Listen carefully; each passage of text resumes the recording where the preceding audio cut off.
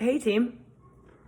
Good morning. You know what I'm in the mood for today? Some chocolate orange currant scones. And look what I got. I got myself some Dandelion Chocolate. I'm gonna show you how to make some really tasty scones with it. I'm gonna make some chocolate currant orange scones. That just sounds really good to me this morning. And this is an all-purpose flour. And we're gonna walk through this recipe together. This is gonna be, I do so much baking by feel. So this is gonna be like about 2 cups of this flour. And then, let me get some sugar. So I'm gonna add about half a cup of sugar, good teaspoon of salt, some baking powder, I'd say about a teaspoon of that, and just a little bit of baking soda to help balance out the acid that we're gonna add to it. So this is about a 1/4 teaspoon. We're just gonna mix that together, and then we're gonna cut up some butter. I'm gonna use this whole stick of butter.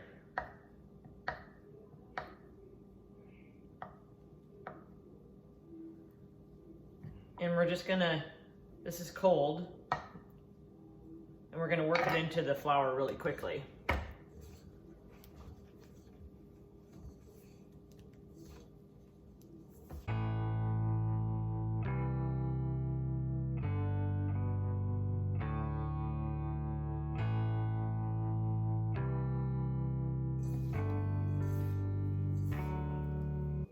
Okay, that looks good because we can work in the rest as we continue to work on the dough. Okay, now we're gonna just, you can use a microplane, but I kind of prefer to cut the zest off of the tangerine or orange, or you can use a lemon. And just try not to get too much of the white pithy stuff in there.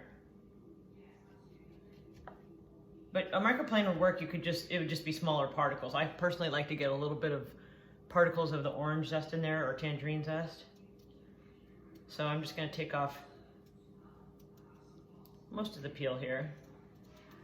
Let's just go ahead and cut that into little slivers.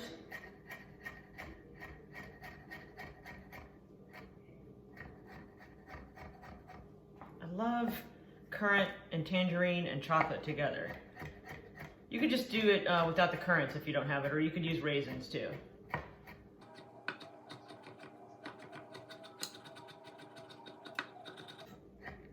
Okay, looks good to me. So here, this is some homemade yogurt I made, but you could use buttermilk or yogurt, or if you're using a Greek yogurt or thicker yogurt, you could add a little bit of milk to that. This is gonna be our liquid ingredient for our scones. That might be enough, so I'm gonna stop right there. I'm gonna add the orange zest to this so that all the oils from the zest can get incorporated into the scones. And we're gonna add, well, let's go ahead and start this. Let's mix this up first. I'm just gonna add a touch of vanilla because I don't really think that scones need vanilla, but I think you guys might like this combination.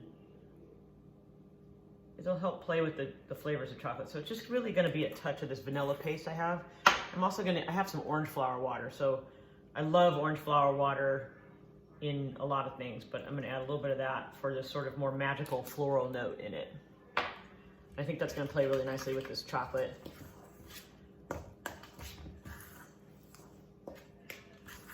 So I'm just kind of, see what I'm doing? I'm using just a little spoon here, kind of working that dry into the flour, and I can feel it and see how much liquid is in there. Even though it still looks kind of dry in the bowl, it's kind of coming together, and it'll take a little bit of time for that moisture to really hydrate the dry mixture. This chocolate is from Camino Verde, Ecuador.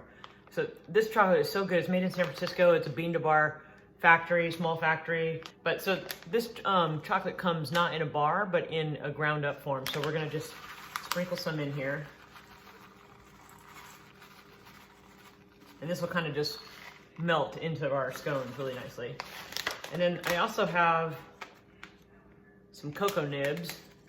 So I'm gonna put a few of those in there because I love just the plain bitterness of cocoa nibs. And these are just amazing. These are just some of the best in the world. So a little crunch in there is gonna be really nice with the orange. And then I've got some currants here. So I'm just gonna sprinkle some of those in. And this is really about a lot of different textures playing off of those amazing chocolate notes. So now we're just gonna kind of make a layer of this in here and start to fold the dough over on itself. I think once this rests for about 10 minutes in the fridge, we'll be good to go. That's all I'm gonna mix. I'm not even gonna mix it anymore right now because it needs to hydrate. So I'm gonna just stick this bowl in the refrigerator. Okay, my scone dough has been sitting in the fridge just for 10 minutes. I just wanted to cool it off a little bit. It's hydrated into, the wet mixture is hydrated into the dry a little bit more. So we can, because I don't want to sit around and wait and make scones all day, I'm just going to go ahead and roll it, but I'm just being gentle with it. So that's what we're going to do. You can see it's already kind of incorporated here. So just a little flour down.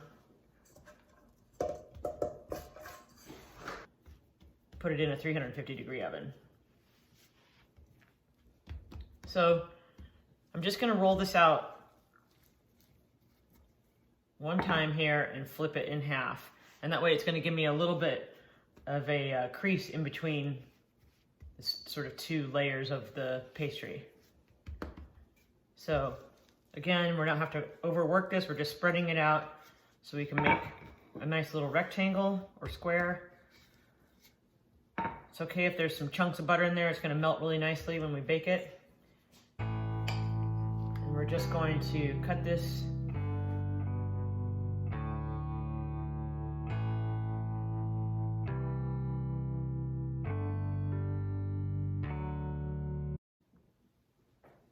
Okay, now the other thing we're gonna do is make a teeny bit of egg wash. So we're just gonna crack an egg and drop that into, I'm using a jar. And just so you know, if you happen to have an extra egg white or extra egg yolk, you could just use that. It doesn't have to be a whole egg, but I just have a whole egg today. So I'm gonna go ahead and mix that with a little bit more of my homemade yogurt, or you can use cream or milk or just water.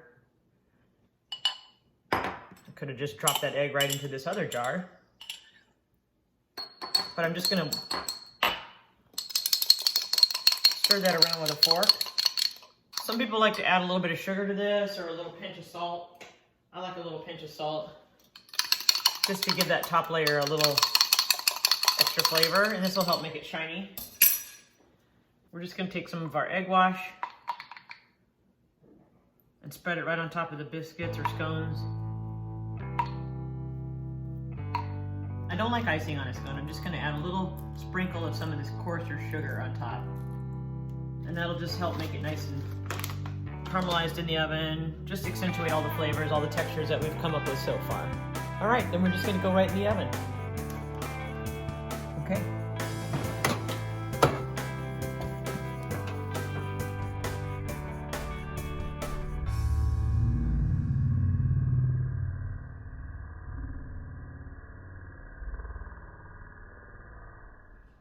I'm so excited for you to try these scones. They are so fragrant. Still kind of warm. Oh, perfect. Reminds me of San Francisco.